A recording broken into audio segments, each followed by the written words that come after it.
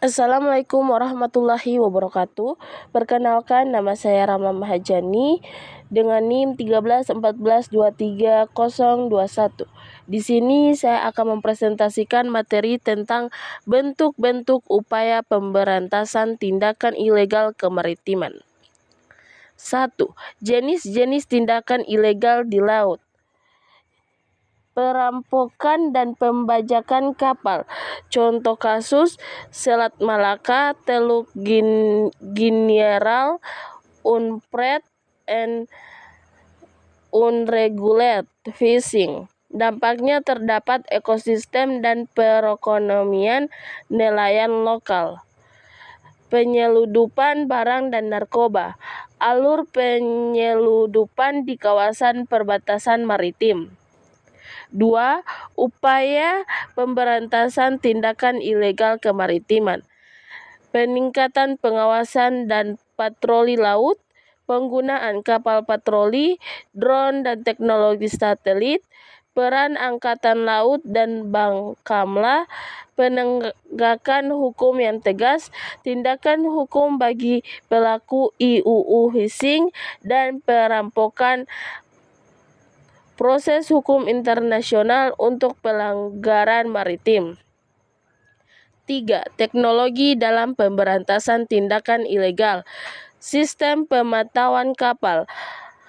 Pemantauan pergerakan kapal untuk mencegah IUU fishing. Penggunaan drone dan satelit. Pemantauan wilayah perairan yang luas.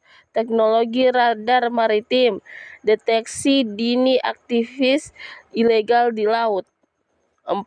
Kasus-kasus sukses pemberantasan tindakan ilegal kemaritiman.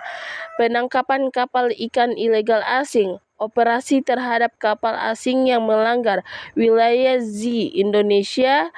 Pemberantasan perampokan di Selat Malaka.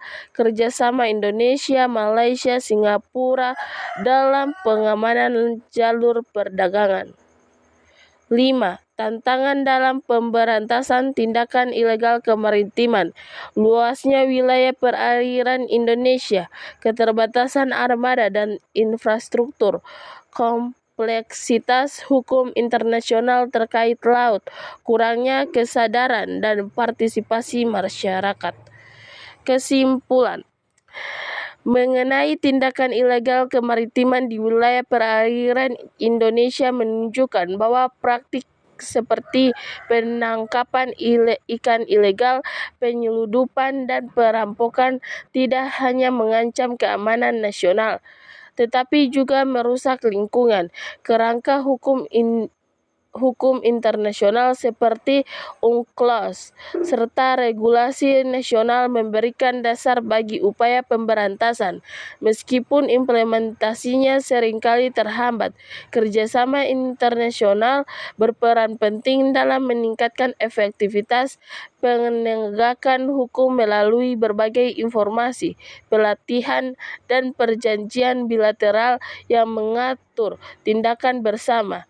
Namun, tantangan dan kendala yang dihadapi baik dari segi hukum seperti korupsi dan kompleksitas hukum internasional maupun operasional seperti keterbatasan sumber daya dan teknologi menghalangi upaya tersebut. Dengan pendekatan holistik yang melibatkan semua pemangku kepentingan, diharapkan tindakan ilegal di laut dapat ditekan demi menjaga kelestarian sumber daya laut dan keamanan perairan Indonesia.